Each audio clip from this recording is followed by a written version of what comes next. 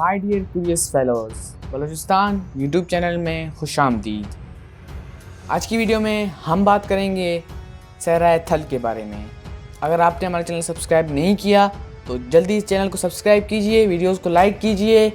چلتے ہیں ویڈیو کی جانب۔ ہم نے صحرائے چولستان اور صحرائے تھر کے بارے میں ویڈیو بنائی ہوئی ہے، اگر آپ نے نہیں دیکھی تو اوپر لنک آ رہا ہوگا، دیکھ لیں۔ آج کی ویڈیو میں ہم بات کریں گے صحرائے تھل کے بارے میں۔ صحرائے تھل پنجاب کا ایک صحرا ہے جسے کسی زمانے میں کاگر ڈابا سندھ ساگر کہا جاتا تھا۔ یہ صحرا پوٹوہار اور نمک کے کانوں کے جنوب میں دریائے جہلم اور دریائے سندھ کے درمیان میاں والی، جھنگ، خوشاب اور مصور گڑھ کے علاقوں پر مشتمل ہے۔ صحرائے تھل کی کل لمبائی 190 میل، چوڑائی زیادہ سے زیادہ 70 کلومیٹر ہے۔ خوشاب سے میاں والی کا سارا راستہ صحرائے تھل پر مشتمل ہے۔ دریائے سندھ سے نکالے جانے والی نہر علاقے کو سیراب کرتی ہے اور یہاں کے ریت کے ٹیلے اب سرسبز کھیتوں میں بدلتے جا رہے ہیں، لیکن اس سے علاقے کا صحرائی پن ختم ہوتا جا رہا ہے۔ اس کے علاوہ یہاں عظیم تھر کینال کا منصوبہ بھی مکمل کیا گیا ہے جس سے تھر کی زمین سیراب ہوتی ہے۔ اس منصوبے کا خیال پہلی مرتبہ انگریزوں نے 1919، 1921، 1924، 1925، 1936 میں دیکھا، لیکن پاکستان آزاد ہونے کے بعد executive committee of economic council میں یہ معاملہ 1977 میں پیش ہوا مگر پذیرائی حاصل نہ کر سکا۔ مگر پھر 16 اگست 2001 کو اس وقت کے صدر پرویز مشرف نے 30 ارب روپے سے اس منصوبے کی بنیاد رکھی اور اسے پایہ تکمیل تک پہنچایا۔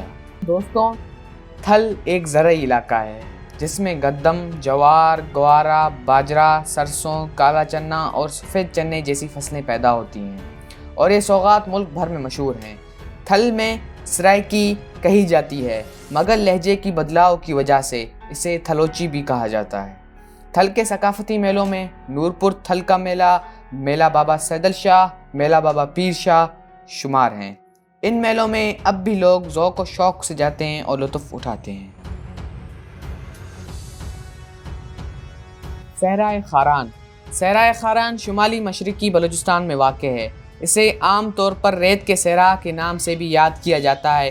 یہ خطہ بنیادی طور پر خشک اور بھورے بھورے ریت پر مشتمل ہے جو تا حد نظر پھیلی ہوئی ہے۔ رقبہ 20,000 مربع کلومیٹر سے زیادہ کا تخمینہ لگایا گیا ہے۔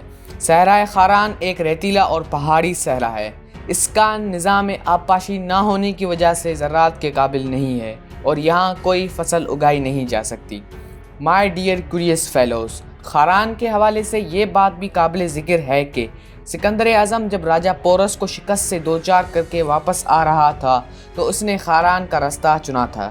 یہ صحرا پاکستان کے دوسرے جوہری تجربے کا مقام بھی ہے۔ پاکستان نے 30 مئی 1998 کو اسی مقام پر ایٹمی تجربہ کیا تھا۔ خاران کی معیشت کی بات کی جائے تو یہاں کاروباری بنیادی پر کپاس سے بنا ہوا کپڑا بیچا جاتا ہے اور پوری دنیا میں پسند بھی کیا جاتا ہے۔ حکومت پاکستان اگر تھوڑی سی توجہ ان صحراؤں پر دے تو ان مقامات کو سیاحتی مقامات بنایا جا سکتا ہے جس سے یہاں رہنے والے لوگوں کی زندگی پر اچھے اثرات مرتب ہوں گے۔